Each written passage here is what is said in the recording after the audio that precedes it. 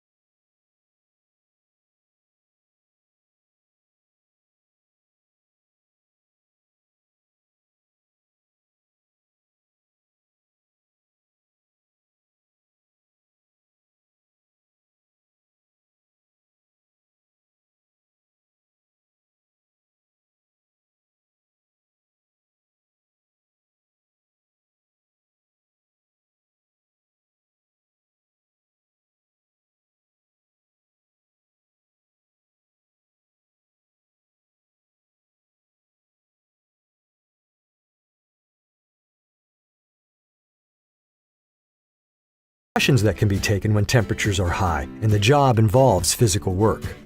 First is hazard identification.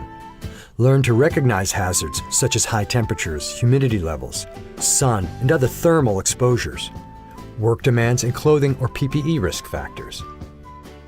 Next is using heat identification tools to evaluate your environment on the job site, such as OSHA's Heat smartphone app or the National Weather Service Heat Index.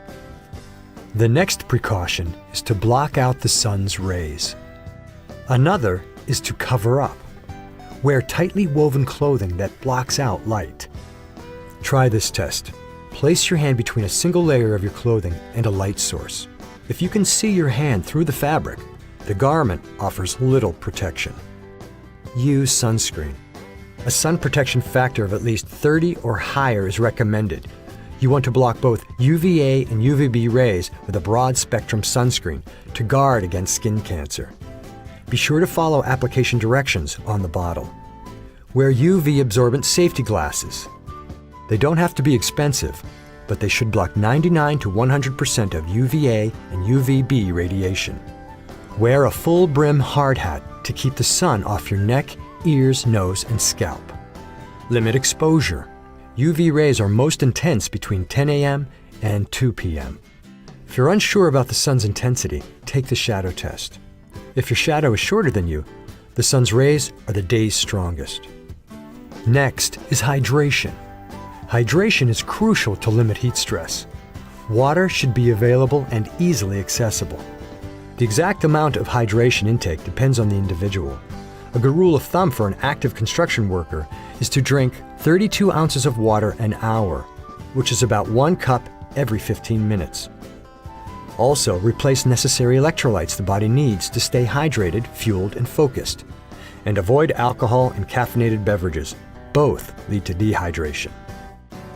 How do you know if you're dehydrated? Use a dehydration urine color chart that uses your urine color as an indication of your level of dehydration, and what actions you should take to help return your body back to a normal level of hydration. And finally, rest. Consider a modified work schedule, such as starting early morning and finishing early afternoon, to avoid the hottest times of the day. Take rest and water breaks when needed, and ensure that fully shaded or air-conditioned areas are available for periodic resting and cooling down. Workers not used to working in higher temperatures need an opportunity to acclimatize over a period of up to 14 days.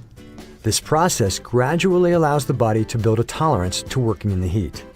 If a worker falls ill from heat stress, immediately get them to a shady or air-conditioned area.